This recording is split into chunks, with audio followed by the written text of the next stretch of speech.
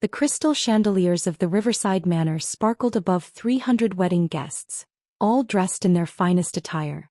I stood near the back of the reception hall in my plain navy suit, the only one I owned, watching my older brother Michael prepare for his best man speech. His bride, Christina, sat beside him at the head table, her wedding dress probably costing more than most people's cars. I tried to skip the wedding entirely, but Mom had insisted. "He's your only brother," she'd said on the phone 2 weeks ago. "I don't care about your complicated relationship. You'll be there and you'll be civil." Civil. That was one way to describe how Michael and I interacted. Hostile indifference might be more accurate. "Ladies and gentlemen," the wedding coordinator's voice echoed through the speakers. "Please welcome the best man, Jonathan Chin, brother of the groom."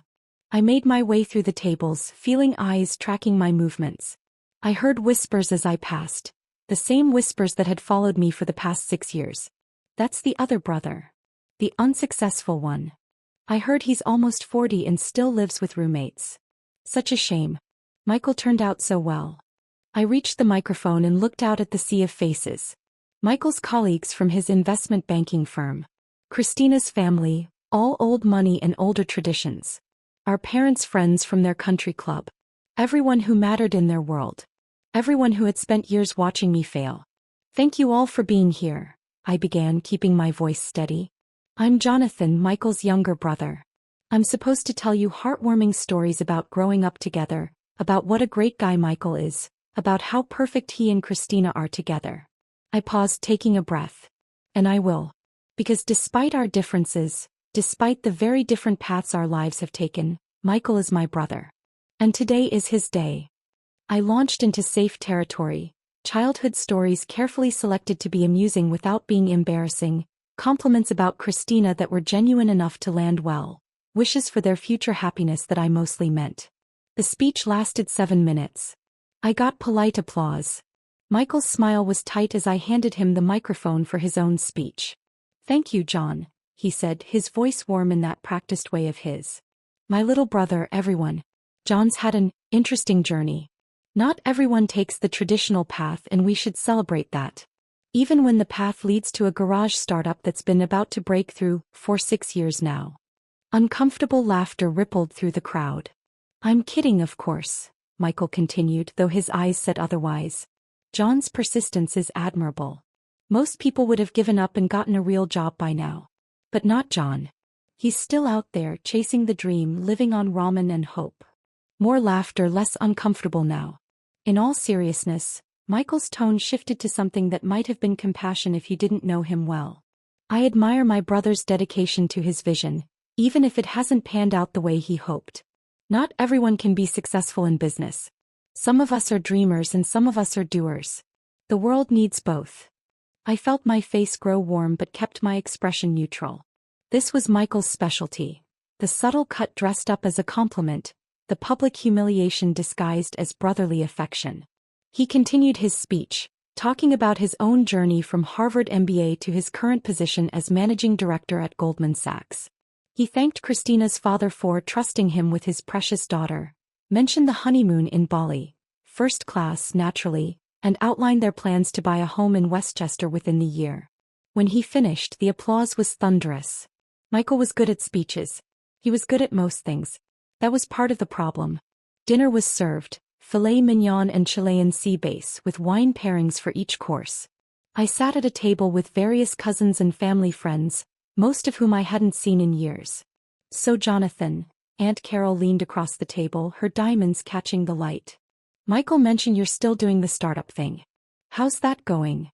"It's going well," I said simply. "Well, but not successfully well?" He tried to make it sound gentle. "I mean, you're still living with roommates, aren't you?" "I have roommates, yes. At 37. She said it like a diagnosis. "Honey, have you considered that maybe it's time to try something else? My friend's son is a recruiter. He places people in tech companies all the time. Real tech companies with salaries and benefits. I could put you in touch." "That's kind of you, but I'm committed to my current work." Uncle David joined the conversation. "John, I respect the hustle, I really do. But 6 years is a long time to go without results. What does this startup of yours actually do?" We develop quantum computing solutions for encrypted data processing, I said. Quantum computing. He nodded like he understood, though his eyes glazed over. That sounds complicated. Are you making any money? We've been focused on development rather than revenue. For 6 years. Cousin Rachel chimed in. She was a corporate lawyer, recently made partner. John, that's not sustainable. Even the most patient investors need to see returns eventually. We have investors who believe in the vision. How much have you raised? Uncle David asked bluntly. Enough to keep us operational. That's not an answer, he pressed. Come on, John. We're family. You can be honest with us. Are you even paying yourself a salary? I took a sip of water, the same way I'd learned to create space in conversations when I didn't want to answer questions. The business is funded adequately for our current needs. That means no, Rachel translated for the table. John, this is an intervention of sorts. We care about you. We don't want to see you waste your entire life on something that's clearly not working. It's working fine. Then why are you still living with roommates? Aunt Carol's voice rose slightly. Why are you wearing a suit that looks like you got it at Target? Why did you arrive in an Uber instead of your own car? I sold my car. I didn't need it. The table went quiet. Even they could hear how bad that sounded. Oh, honey, Aunt Carol said, genuine pity in her voice now. You sold your car. That's really concerning. I work from home. Public transportation is efficient in the city. It was an unnecessary expense. Or you needed the money, Uncle David said flatly. John, this has gone on long enough. I'm going to be direct because someone needs to be. You're not 25 anymore. You're not even 35. You're pushing 40 and you have nothing to show for it. No house, no car, no wife, no kids. You're living like a college student because you're too proud to admit that your startup failed. It hasn't failed. Then what would you call it? Rachel challenged. What metric of success can you point to after 6 years of work? I could feel eyes from other tables turning toward us. The conversation was getting heated enough to draw attention. Look at your brother, Aunt Carol said, gesturing toward the head table where Michael and Christina were cutting their cake. Look at what real success looks like. He's 39, just a year older than you. He has a corner office, a beautiful wife, a bright future. That's what happens when you make smart choices. Different choices, I corrected quietly. Smart choices, she insisted. Practical choices. Adult choices. John, I love you, but someone needs to tell you the truth. This startup dream is over. It's time to grow up and join the real world. Before I could respond, Michael's voice boomed through the speakers again. Everyone, if I could have your attention for just one more moment. I want to do something special. The room quieted. A spotlight swung to illuminate our table, specifically to illuminate me. John, Michael said, his smile broad. Little brother, could you come up here for a second?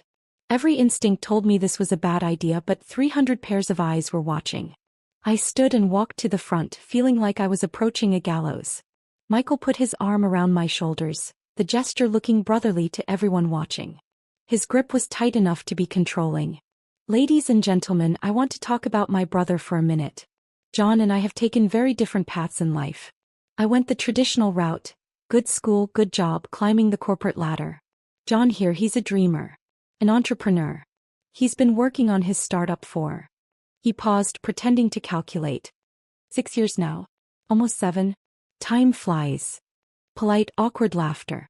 Now, I'll be honest, Michael continued, his voice taking on a tone of concerned brotherhood. It hasn't been easy watching John struggle. Watching him pour his life into something that hasn't panned out. As his older brother, I've wanted to help. I've offered him jobs, connections, opportunities to get back on track. But John's stubborn. He believes in his vision even when no one else does. The pity in the room was palpable now. I could feel it pressing down on me from all sides. So tonight on my wedding day, I want to do something for my little brother. Christina and I have discussed it, and we'd like to offer John a loan. Not a huge amount, but enough to help him get back on his feet.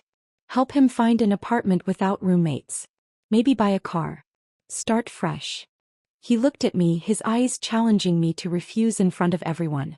We'll call it $25,000, he continued. No interest, no time pressure. Just family helping family. What do you say, John? The room waited. This was his moment of triumph. The successful brother publicly saving the failed one. The responsible sibling extending charity to the one who'd wasted his life. I looked at Michael, really looked at him. Saw the satisfaction in his eyes, the subtle smirk playing at his lips. This wasn't about helping me. This was about establishing once and for all who had won the unspoken competition between us. That's incredibly generous, I said carefully. But I'm going to have to decline. His smile faltered. John, don't be proud. We all need help sometimes. I appreciate the offer, but I don't need help. I'm doing fine. You sold your car, he said loud enough for everyone to hear. You're living with roommates at 37. You're clearly not fine. I have everything I need. Except success, he said, and now the mask was slipping. Except a real career, a real income, a real life. John, just admit it. Admit that your startup failed, take the help and move on. The startup hasn't failed. Then show me the success. His voice rose. Show me any evidence that you haven't wasted 6 years of your life playing entrepreneur in your garage. Show me the money, the users, the growth, anything that proves this isn't just a fantasy you've been living in. The room was dead silent now. Even the band had stopped playing. I was about to respond when I noticed something. Several guests had pulled out their phones, their faces showing confusion, then shock. A low murmur started spreading through the crowd. Oh my God, someone said loudly. Is this real? More phones came out. The murmuring grew louder, more urgent. Holy shit, I heard Uncle David say from my table. That can't be right. Aunt Carol stood up, staring at her phone. Jonathan Chin, is that you? Michael's father-in-law was on his feet now too, his phone pressed to his ear. I'm seeing the same thing. Multiple sources. CNN just broke it. Bloomberg's confirming. Reuters has it up now. What's going on? Christina demanded, looking around at the chaos erupting in her carefully planned reception. Michael grabbed his own phone from the table. His face went white. The wedding coordinator was frantically checking her tablet. Mr. Chin? Sir? CNN is calling. They're asking if Jonathan Chin is here. They want to know if they can come in. What? Michael's voice was barely a whisper. Why would CNN want to come to my wedding? Because of the acquisition announcement, the coordinator said, bewildered. The tech acquisition. It's breaking news. It's the lead story on every major outlet. Michael was scrolling through his phone now, his hands shaking. John, your company. Quantum Secure Solutions. That's your company. Yes, I said simply. It just sold.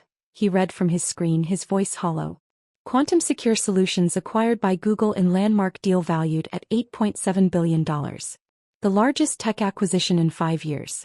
Revolutionary quantum encryption technology that will reshape cloud computing security globally.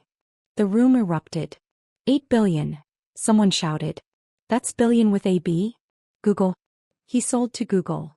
Michael looked up from his phone, his face a mixture of shock and something else. Something that looked like grief. You sold your company for $8.7 billion. Today. You sold it today during my wedding. The deal closed at 4 p.m. Eastern, I confirmed. I would have preferred different timing, but the regulatory approvals came through faster than expected. I couldn't control the announcement schedule. Aunt Carol had pushed her way to the front of the crowd. Jonathan, that article says you own 67% of the company. That means you personally made about $5.8 billion, I finished. Before taxes. Uncle David was reading from his own phone. There's a profile here. Forbes just posted it. It says Jonathan Chin, age 37, is now one of the youngest self-made billionaires in tech. It says he founded Quantum Secure in his garage 6 years ago with 3 MIT graduates. It says they developed breakthrough quantum computing applications that make current encryption methods obsolete. The roommates, Rachel said faintly. Your roommates were your co-founders. Dr. Sarah Martinez, Dr. James Park, and Dr. Angela Thompson, I confirmed. We met at MIT. They're the smartest people I've ever known. More guests were crowding around now, all reading the same stories, all trying to process what was happening. The Google deal includes continued employment for the founding team, someone read aloud. Jonathan Chin will serve as VP of Quantum Computing Development with a salary of, Jesus, That salary alone is more than most people make in a lifetime. Michael was still frozen, his phone hanging limply in his hand. You let me give that speech. You let me offer you $25,000. You let me call you a failed entrepreneur in front of 300 people. You didn't let me say much of anything, I pointed out. You could have stopped me. You could have told me. The deal was under NDA until the announcement went live. I legally couldn't tell anyone. The announcement was scheduled for 6 p.m. Pacific. We're on the East Coast, so 9 p.m. here. I thought I'd make it through dinner at least. Christina was on her phone now too, her perfect makeup starting to run as tears formed. There are news trucks outside. The venue coordinator says CNN, CNBC, Bloomberg, and 3 local stations are requesting access. They want to interview Jonathan. At my wedding, Michael said. This is my wedding. My day. And you're making it about you. I'm not making it about anything, I said calmly. I came to your wedding like Mom asked me to. I gave my speech. I sat quietly at my table. You're the one who called me up here and demanded I show you success. I didn't want this timing any more than you did. A man in a suit I didn't recognize pushed forward. Mr. Chin? I'm Bradley Morrison, partner at Goldman Sachs. I worked with your brother on the Silverman deal last year. I'd love to discuss potential investment opportunities if you're considering. Not now, Michael snapped at his colleague. Then to me, you sold your car because you didn't need it? Or because you were about to be a billionaire and material possessions didn't matter anymore? Both, I suppose. The articles mention your lifestyle, Cousin Rachel said, still reading.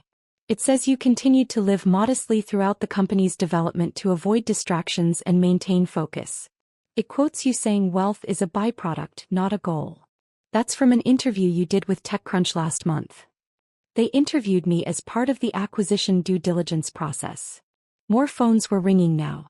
Uncle David answered his, listened for a moment, then looked at me with an expression I'd never seen before. That was my office. They want to know if I can introduce them to you. They're interested in discussing wealth management services for high-net-worth clients. High net worth, Aunt Carol repeated with a slightly hysterical laugh. He's worth almost $6 billion. That's not high net worth, that's... I don't even know what that is. The wedding coordinator approached again, more frantic now. Mr. Chin, Jonathan Chin, the press is getting aggressive. They're asking if they can set up outside. CNN is offering to pay for exclusive access. What should I tell them? I looked at Michael and Christina. This was their day, their moment. And I just inadvertently destroyed it. Tell them I'll give a statement in 30 minutes, I said. Outside. Not in the venue. And make it clear that today is about Michael and Christina's wedding. The business news is secondary. Secondary, Michael repeated numbly. You just became a billionaire and it's secondary. To your wedding? Yes. You're my brother, Michael. That matters more than money. He laughed, but there was no humor in it. Money. You say that like it's trivial. Like $5.8 billion is just pocket change. It's a number, I said. It doesn't change who I am. It changes everything. His voice cracked. Everything I've worked for, everything I've accomplished. I made managing director at Goldman. Do you know how hard that is? How many people compete for those positions? I make almost $2 million a year. I thought I'd made it. I thought I was successful. You are successful. I make in a year what you made in 3 seconds when that deal closed. The math seemed to hit him as he said it. 3.7 seconds. Every second the clock ticked from 4:00 p.m. to 4:03 p.m., you made more than my annual salary. The room had gone quiet again, everyone watching this confrontation play out. That's not a fair comparison, I said. None of this is fair.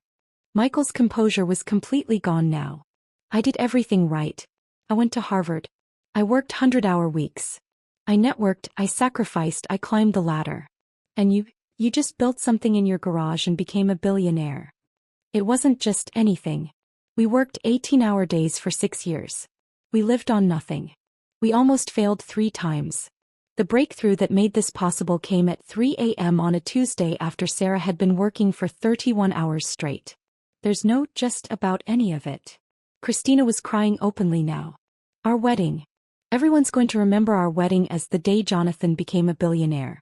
Not as our special day. Not as the day we got married. This. She wasn't wrong. I could already see guests recording videos, taking pictures, posting on social media. The hashtag billionaire wedding was probably already trending. My phone vibrated. Then again. And again. I pulled it out to see hundreds of notifications. Messages from my team, from our lawyers, from Google executives, from journalists, from people I hadn't spoken to in decades. And one text from Sarah. Holy shit, the timing. Are you okay? Do you need extraction? I typed back. At brother's wedding. Long story. Call you in an hour.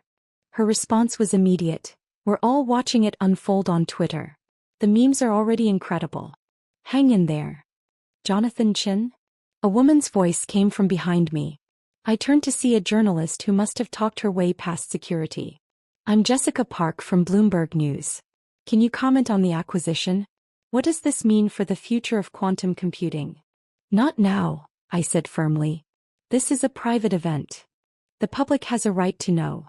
The public can wait an hour. Please leave. Security was already moving toward her, but the damage was done. More reporters would try the same thing. The venue was about to become a circus. Michael, I said, turning back to my brother. Christina. I'm going to leave. I'll give my statement outside, draw the press away, let you salvage what's left of your reception. I'm sorry about the timing. I truly am. Sorry, Michael repeated. You're sorry. You just humiliated me in front of everyone I know, everyone who matters in my career, and you're sorry. I didn't humiliate you. I didn't do anything to you. You exist. He shouted it, his face red. You exist, and you're better than me at everything that actually matters. I spent my whole life trying to beat you, trying to be the successful one, and you just... He couldn't finish. Christina put a hand on his arm, but he shook it off. Do you know what this is going to be like for me? He continued. Going into work on Monday? Everyone knowing that my failed entrepreneur brother sold his company for almost $9 billion? Everyone remembering that I called him a dropout at my wedding? That I offered him a loan of $25,000. That speech is already viral, someone called out unhelpfully. 3 million views on TikTok. Michael's face went from red to pale. No, tell me that's not true. Multiple videos from different angles, Uncle David confirmed, looking at his phone. The one with the best audio is trending #1 worldwide. The comments are, well, they're not kind to you, Michael. I watched my brother process this. Watched him realize that his moment of triumph, his wedding day, his speech establishing himself as the successful sibling, had become the most public humiliation of his life. I should go, I said again. Wait. Mom's voice cut through the chaos. She'd been so quiet I'd almost forgotten she was there. She pushed through the crowd, Dad right behind her. Jonathan, she said, and her voice was shaking. Is this real? All of this? Yes, Mom. You've been a billionaire and waiting for how long? We knew the deal was likely about 6 months ago. We knew it was definite about 3 months ago. The exact valuation was confirmed 2 weeks ago. And you didn't tell us. I couldn't. NDAs. And honestly, I hesitated. Would you have believed me? The question hung in the air. Mom and Dad exchanged a glance. No, Dad admitted quietly. We wouldn't have. We would have thought you were delusional. Making up fantasies to make yourself feel better about failing. That's what we thought anyway, Mom added. Every time you talked about the company, about the technology, about the potential, we thought it was just wishful thinking. We thought you were lying to yourself. I know. You know. Michael turned on them. You all knew about this? About his company? We knew he was working on something, Mom said. He tried to tell us about it at Christmas, at Easter, at every family gathering. We just didn't listen. We didn't believe it could be real. Aunt Carol spoke up, her voice small. I told you to apply to work at Target. 2 hours ago, I told a man who's now worth $6 billion to apply for a retail management position. The absurdity of it seemed to break through the tension. Someone laughed, a slightly hysterical sound. Then someone else. Within seconds the whole room was laughing, a release of nervous energy and shock. Everyone except Michael. This is my wedding, he said again, but quieter now. This was supposed to be my day. The best day of my life. And all anyone's going to remember is that my brother became a billionaire in the middle of it. I'm sorry, I said, and I meant it. I wish the timing had been different. Do you? He looked at me, really looked at me. Do you really wish that? Or is some part of you glad that you got to prove us all wrong? That you got to show up to my perfect day and reveal that you were better all along? I thought about it. Gave him the honesty he deserved. I'm not glad about any of this. But am I glad that you finally have to see me as something other than a failure? Yes. I'm glad about that. He nodded slowly. At least you're honest. The wedding coordinator was back, more desperate now. Mr. Chen, the press is threatening to disrupt the entire reception if they don't get access. They're offering substantial sums. One outlet is suggesting $50,000 for 15 minutes of exclusive access. Tell them, Michael started, but I cut him off. Tell them yes. To whatever outlet offers the most. But the money goes to Michael and Christina. Consider it a wedding gift. John, you don't have to, Mom began. I do actually. This is the least I can do. Michael's right. I've ruined his wedding. So the wedding gets something out of it. CNN is offering $200,000 for 30 minutes, the coordinator said after a rapid series of phone calls. And they want to interview both brothers. Together. Michael and I looked at each other. You don't have to do this, I said. If I don't, I'm the bitter brother who couldn't handle his siblings' success. If I do, at least I control some of the narrative. He straightened his tie and I saw him slip back into his professional persona. Let's get this over with. We were ushered outside where CNN had set up a full production in the venue's parking lot.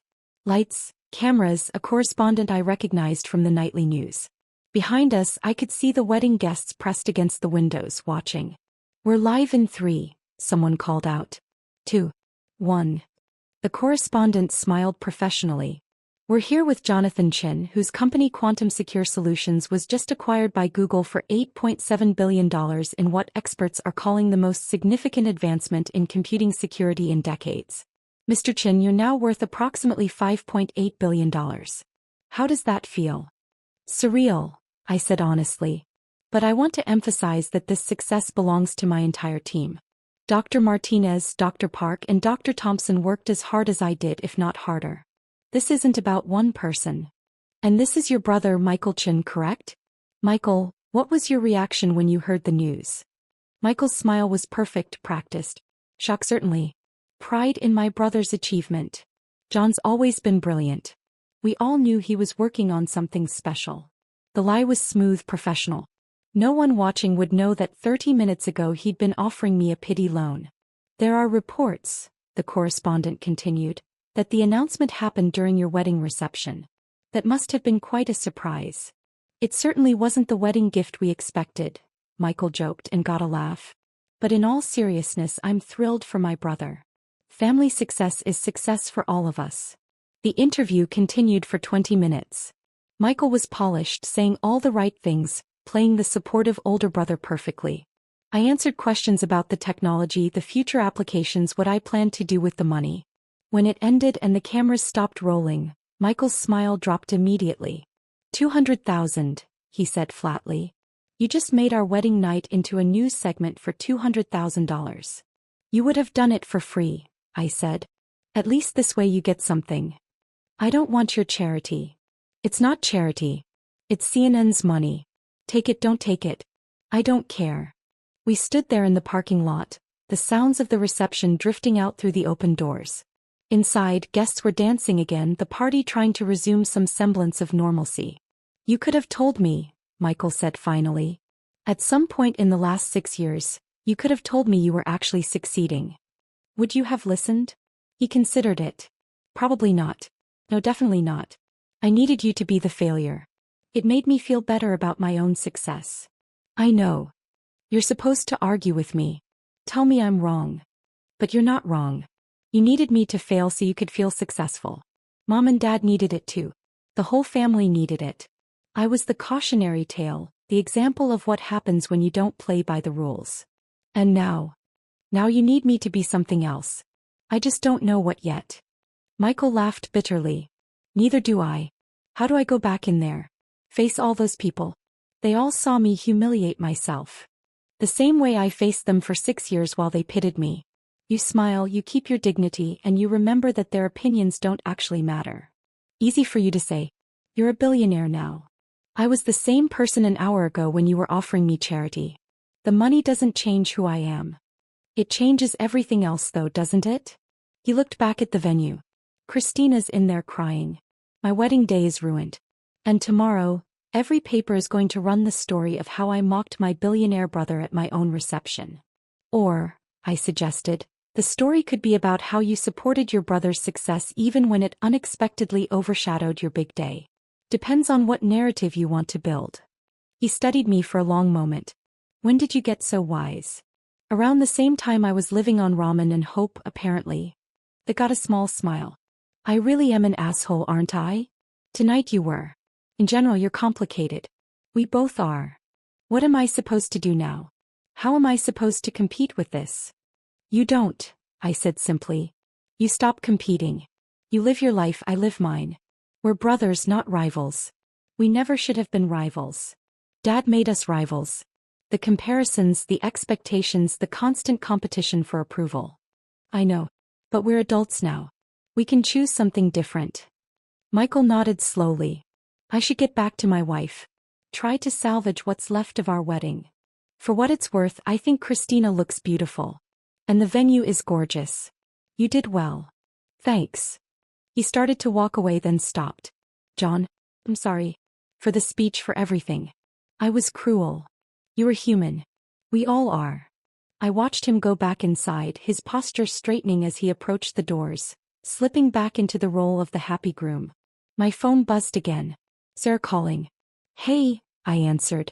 You okay? Her voice was warm with concern. Define okay. Fair point. The internet is losing its mind. We're trending #1 on literally every platform. Angela set up a group chat for the 4 of us. We're all being bombarded with interview requests. We should coordinate responses through the Google PR team. They'll want to control the narrative. Already on it. But John, are you okay? That speech your brother gave, that was brutal. He was honest. In its own way. It was cruel. That too. I could hear voices in the background. James and Angela probably watching the coverage. My team. My friends. The people who'd believed in the vision when no one else did. We did it, Sarah said softly. We actually did it. We did. So why don't you sound happier? I looked back at the venue, at the celebration continuing without me, at the family that had spent years misunderstanding me. Because success is complicated, I said. And family is even more complicated. You want us to come get you? We could grab drinks, celebrate properly. No. I should probably go back in for a bit. Make sure Michael's okay. You're a better person than I'd be in your situation.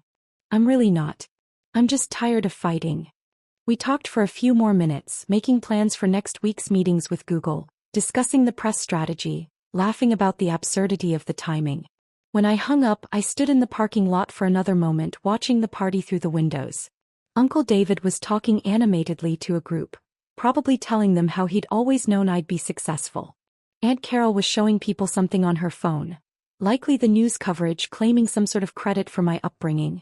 Mom and Dad sat at their table looking shell-shocked and small.